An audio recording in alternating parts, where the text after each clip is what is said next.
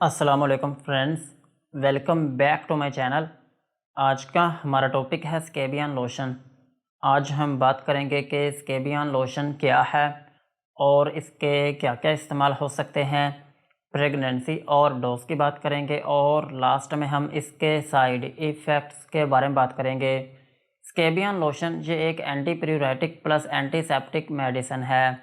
اور یہ لوشن کے علاوہ کریم کی فارم میں بھی اویلیبل ہے، اور اسکیبین لوشن جو ہے یہ 60 ml کی پیکنگ میں اویلیبل ہے، اور کریم جو ہے یہ 20 گرام کی پیکنگ میں اویلیبل ہے، اور ان میں جو فارمولا یوز ہوا ہے اس کا نام ہے کروٹامیٹون پلس سلفر۔ جو کروٹامیٹون ہے یہ ان میں ہوتا ہے 10%، اور سلفر جو ہے یہ ان میں ہوتا ہے 2%۔ یہ تھا اسکیبین لوشن اور کریم کا انٹروڈکشن۔ اب ہم ان کے یوزز کے بارے میں بات کرتے ہیں کہ وہ کون سی ایسی کنڈیشنز ہیں جن میں آپ اسکیبین کریم یا پھر لوشن کا یوز کر سکتے ہیں۔ اسکیبین لوشن کو آپ اسکیبیز میں یوز کر سکتے ہیں۔ اسکیبیز جو ہے اس کو ہم خارش بھی کہتے ہیں، اور خارش جو ہے یہ ایک ایسی کنڈیشن ہے جس میں آپ کی اسکن کے اوپر ریڈنس ہونا شروع ہو جاتی ہے، اور آپ کی اسکن کے اوپر ایچنگ رہنا شروع ہو جاتی ہے، اور یہ جو کنڈیشن ہے یہ زیادہ تر ہوتی ہے رات کو۔ جب آپ رات کو سونے لگتے ہیں تو اس دوران آپ کی باڈی میں شدید قسم کی خارش رہنا شروع ہو جاتی ہے۔ اگر آپ کو اسکیبیز ہے یا پھر آپ کو خارش ہے تو پھر اس کنڈیشن میں آپ اسکیبین کریم یا پھر لوشن کا یوز کر سکتے ہیں، اور اسکیبین لوشن کو آپ پریورائٹس میں بھی یوز کر سکتے ہیں۔ پریورائٹس جو ہے یہ ایک شدید قسم کی خارش ہے۔ اگر آپ کو شدید قسم کی خارش ہے جو کہ کسی اور میڈیسن سے ٹھیک نہیں ہو رہی تو پھر اس کنڈیشن میں بھی آپ اسکیبین کریم یا پھر لوشن کا یوز کر سکتے ہیں، اور اسکیبین لوشن کو آپ ایچی اسکن میں بھی یوز کر سکتے ہیں۔ اگر آپ کی اسکن کے اوپر ہر ٹائم کھجلی رہتی ہے تو پھر اس کنڈیشن میں بھی آپ اسکیبین کریم یا پھر لوشن کا یوز کر سکتے ہیں، اور اسکیبین لوشن کو آپ پمپلز میں بھی یوز کر سکتے ہیں۔ اگر آپ کی اسکن کے اوپر خارش کے دانے ہیں اور ان میں آپ کو خارش بھی ہوتی ہے یا پھر ان میں ریشہ بھی ہے تو پھر اس کنڈیشن میں بھی آپ اسکیبین کریم یا پھر لوشن کا یوز کر سکتے ہیں۔ اور اسکیبین لوشن کا ایک اہم یوز یہ بھی ہے کہ آپ اس کو سیبورک کنڈیشنز میں بھی یوز کر سکتے ہیں۔ سیبورک کنڈیشن جو ہے یہ ایک ایسی کنڈیشن ہے جس میں آپ کی اسکن کے اوپر خارش رہنا شروع ہو جاتی ہے، اور یہ جو خارش ہے اس کی ایک اہم علامت یہ ہوتی ہے کہ آپ کی اسکن کی جو اوپر والی لیئر ہوتی ہے وہ اترنا شروع ہو جاتی ہے، اور آپ کی اسکن کے اوپر شدید قسم کی خشکی رہنا شروع ہو جاتی ہے، اور یہ جو کنڈیشن ہوتی ہے اس کو ہم کہتے ہیں سیبورک ڈرماٹائٹس۔ اگر آپ کو سیبورک ڈرماٹائٹس ہے یا پھر آپ کو خشکی والی خارش ہے یا پھر آپ کی اسکن کی جو اوپر والی لیئر ہے وہ اترنا شروع ہو گئی ہو تو پھر اس کنڈیشن میں بھی آپ اسکیبین کریم یا پھر لوشن کا یوز کر سکتے ہیں، اور اسکیبین لوشن کو آپ الرجک ریشز میں بھی یوز کر سکتے ہیں۔ اگر آپ کو الرجی کی وجہ سے ریشز بننا شروع ہو گئے ہوں یا پھر آپ کی اسکن جو ہے وہ بہت زیادہ سرخ رہنا شروع ہو گئی ہو تو پھر اس کنڈیشن میں بھی آپ اسکیبین کریم یا پھر لوشن کا یوز کر سکتے ہیں، اور اسکیبین کریم کو آپ چکن پاکس میں بھی یوز کر سکتے ہیں۔ چکن پاکس جو ہے یہ ایک highly contagious viral skin infection ہے، اور اس کی ایک اہم علامت یہ ہوتی ہے کہ آپ کی اسکن کے اوپر چھالے بننا شروع ہو جاتے ہیں، اور یہ جو چھالے ہوتے ہیں ان میں فلوئڈ ہوتا ہے۔ اس کنڈیشن میں بھی آپ اسکیبین کریم یا پھر لوشن کا یوز کر سکتے ہیں، اور اسکیبین لوشن کو آپ ڈرائی ایکزیما میں بھی یوز کر سکتے ہیں۔ اگر آپ کی اسکن کے اوپر خشک خارش ہے تو پھر اس کنڈیشن میں بھی آپ اسکیبین کریم یا پھر لوشن کا یوز کر سکتے ہیں، اور اسکیبین کریم کو آپ ہائبس میں بھی یوز کر سکتے ہیں۔ ہائبس جو ہیں اس کو ہم ارٹیکیریا بھی کہتے ہیں، اور ارٹیکیریا جو ہے یہ چھپاکی ہوتی ہے، اور چھپاکی جو ہے اس میں یہ ہوتا ہے کہ آپ کی اسکن کے اوپر سویلنگ سی ہونا شروع ہو جاتی ہے،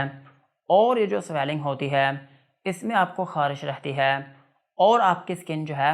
وہ ابری ہوئی نظر آنے لگتی ہے۔ اس کنڈیشن میں بھی آپ اسکیبین کریم یا پھر لوشن کا یوز کر سکتے ہیں، اور اسکیبین لوشن کو آپ انسیکٹ بائٹس میں بھی یوز کر سکتے ہیں۔ اگر کسی شخص کو کسی کیڑے نے کاٹ لیا ہو یا پھر کسی چیونٹی نے کاٹ لیا ہو یا پھر کسی بھی زہریلی چیز نے کاٹ لیا ہو اور اس کی وجہ سے آپ کی اسکن کے اوپر خارش ہونا شروع ہو گئی ہو یا پھر ریڈنس ہو گئی ہو یا پھر اس جگہ پر چھوٹا سا دانہ بن گیا ہو یا پھر کوئی پھنسی بن گئی ہو، تو پھر اس کنڈیشن میں بھی آپ اسکیبین کریم یا پھر لوشن کا یوز کر سکتے ہیں، اور اسکیبین لوشن کو آپ سن برن میں بھی یوز کر سکتے ہیں۔ اگر دھوپ کی وجہ سے آپ کی اسکن جل گئی ہو یا پھر اس میں خارش رہنا شروع ہو گئی ہو یا پھر آپ کی اسکن کے اوپر اریٹیشن رہنا شروع ہو گئی ہو یا پھر آپ کی اسکن جو ہے وہ اوپر سے ڈیمیج ہونا شروع ہو گئی ہو، تو پھر اس کنڈیشن میں بھی آپ اسکیبین کریم یا پھر لوشن کا یوز کر سکتے ہیں۔ اوورآل اگر ہم بات کریں تو اسکیبین کریم اور لوشن جو ہے یہ ایک خارش کی میڈیسن ہے۔ اگر آپ کی اسکن کے اوپر کسی بھی وجہ سے خارش ہو رہی ہو یا پھر آپ کی اسکن کے اوپر ریشز ہوں یا پھر آپ کی اسکن کے اوپر خارش کے دانے ہوں یا پھر آپ کی اسکن کے اوپر خشکی جو ہے وہ بہت زیادہ ہو اور اس خشکی والی جگہ پہ آپ کو خارش بھی ہوتی ہو یا پھر آپ کی اسکن کے اوپر چکن پوکس بن گئے ہوں یا پھر سب سے اہم بات کہ اگر آپ کی اسکن کے اوپر شدید قسم کی خارش رہتی ہو، تو پھر ان تمام کنڈیشنز میں آپ اسکیبین کریم یا پھر لوشن کا یوز کر سکتے ہیں۔ یہی تھے ان کے یوزز۔ اب ہم ان کی ڈوز کے بارے میں بات کرتے ہیں۔ اگر آپ کی ایج 18 سال سے زیادہ ہے تو پھر آپ اس کی کریم یا پھر لوشن کی ایک چھوٹی سی لیئر دن میں ایک مرتبہ پوری باڈی پر اپلائی کر سکتے ہیں، اور اس کو یوز کرنے کا جو طریقہ ہے وہ یہ ہوتا ہے